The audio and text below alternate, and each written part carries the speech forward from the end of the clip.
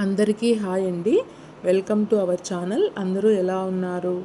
ఈరోజు మనం అప్పులకు స్వస్తి చెప్పే ఐశ్వర్య దీపం ఎలా వెలిగించాలి అని తెలుసుకుందాం. శ్రీ మహాలక్ష్మి అనుగ్రహం కోసం ఐశ్వర్య దీపాన్ని వెలిగించడం ద్వారా సకల సంపదలు చేకూరుతాయి.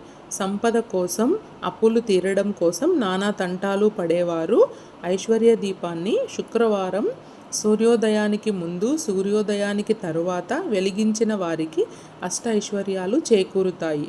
వృధా ఖర్చు తగ్గుతుంది.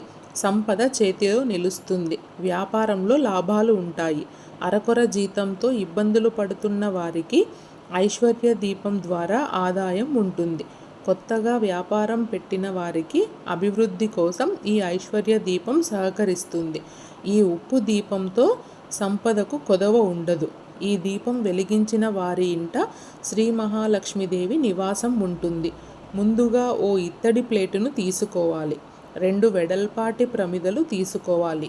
రాళ్ల ఉప్పును తప్పక శుక్రవారం ఉదయం తీసుకోవడం చేయాలి. కలకండ, అక్షింతలు సిద్ధం చేసుకోవాలి. పువ్వులు పూజకు సిద్ధం చేసుకోవాలి. ఓ చిన్నపాటి బెల్లం ముక్క, అరటిపండ్లు 2, తాంబూలం కూడా సిద్ధం చేసుకోవాలి. పూజకు ముందు ఇంటిల్లిపాదిని శుభ్రం చేసుకొని పూజ గదిలో లక్ష్మీ ఫోటోను లేదా ప్రతిమను శుభ్రం చేసుకొని చందనంతో కలిపిన పసుపుతో బొట్లు పెట్టుకోవాలి. పువ్వులతో పటాలను అలంకరించుకోవాలి. బియ్యం పిండితో రంగవల్లికలు వేసుకోండి. ఆ తర్వాత ఐశ్వర్య దీపాన్ని ఇలా వెలిగించుకోవాలి. ముందుగా ఇత్తడి ప్లేటును తీసుకొని అందులో పెద్దదైన ఓ ప్రమిదలో రాళ్ల ఉప్పును నింపుకోవాలి. ఆ ప్రమిదనై అక్షింతలు, కలకండ నింపిన ప్రమిదలను ఉంచాలి. దానిపై నేతితో కానీ నువ్వుల నూనెతో కానీ దీపం వెలిగించాలి. ఈ ప్రమిదల చుట్టూ పువ్వులతో అలంకరించుకోవాలి. లక్ష్మీదేవికి బెల్లంతో చేసిన నైవేద్యం కానీ లేదా ఓ చిన్నపాటి బెల్లం ముక్కను పెట్టుకోవచ్చు. ఇక తాంబూలం తప్పక ఉండాలి. తర్వాత దీపారాధన చేసుకుంటే సరిపోతుంది. అంతే, ఐశ్వర్య దీపం వెలిగించినట్లే. ఈ దీపాన్ని శుక్రవారం పూట ఉదయం, సాయంత్రం వెలిగించి శనివారం లేదా ఆదివారం దీపాన్ని ఉపయోగించిన ఉప్పును ప్రవహించే నీటిలో కలపాలి. అలా కాకుంటే ఇంట్లోని సింక్లో నీటిని తెరిచి ఉంచి వెంటనే ఆ ఉప్పును అందులో పారవేయాలి. ఇలా ప్రతి శుక్రవారం చేసిన వారికి అష్ట ఐశ్వర్యాలు సిద్ధిస్తాయి. ఈ దీపం వెలిగించేటప్పుడు కనకధార స్తోత్రాన్ని పఠించడం ఉత్తమ ఫలితాలను ఇస్తుంది. ఈ దీపానికి ఉపయోగించే ప్రమిదలను మార్చాల్సిన అవసరం లేదు. అలాగే వాడుకోవచ్చు. ఇలా 9, 11 లేదా 21 వారాలు ఈ ఉప్పు దీపాన్ని వెలిగించే వారికి సకల శుభాలు చేకూరుతాయి.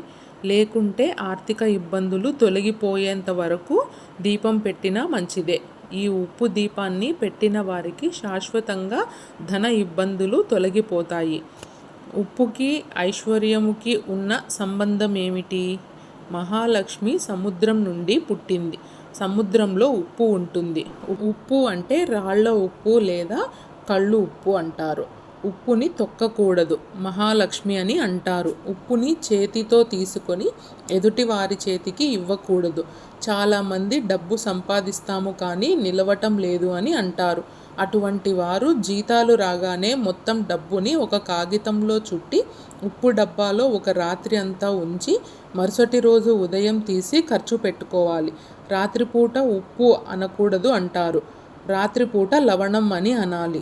ఉప్పును శనీశ్వరుడికి నూనెతో పాటుగా వేస్తారు. శుక్రవారం రోజు పొద్దున్నే గాజు గ్లాసులో ఉప్పు కొద్దిగా వేసి ఏదో అనుకూలంగా ఉన్న మూలన పెడితే ఆర్థిక కష్టాలు తీరుతాయి అంటారు. మంగళవారం, శుక్రవారం నాడు ఇంటికి వచ్చిన ముత్తైదులకు ముందుగా చాప మీద కూర్చోబెట్టి మంచినీళ్లు ఇచ్చి పసుపు కొమ్ములు, కుంకుమ, పండు, తాంబూలం ఇవ్వాలి. ఇలా చేయడం వలన సిరి సంపదలు అలాగే సౌభాగ్యం మెండుగా ఉంటాయి అంటారు. కొందరు ఎర్రటి గుడ్డలో రాళ్ళు ఉప్పు పోసి ఇంటి గుమ్మం ముందు కడతారు. మరుసటి రోజు ఉదయం ఎర్రగుడ్డలో కట్టిన ఉప్పు ఎవరూ తొక్కని విధముగా చెట్టు మొదలులో వేయాలి. ఇలా కట్టడం వలన సుఖ సంతోషాలతో ఇల్లు కలకలలాడుతుంది అంటారు. ఏదేమైనా ఉప్పు అరువు ఇవ్వడం, అరువు తెచ్చుకోవడం సరికాదు.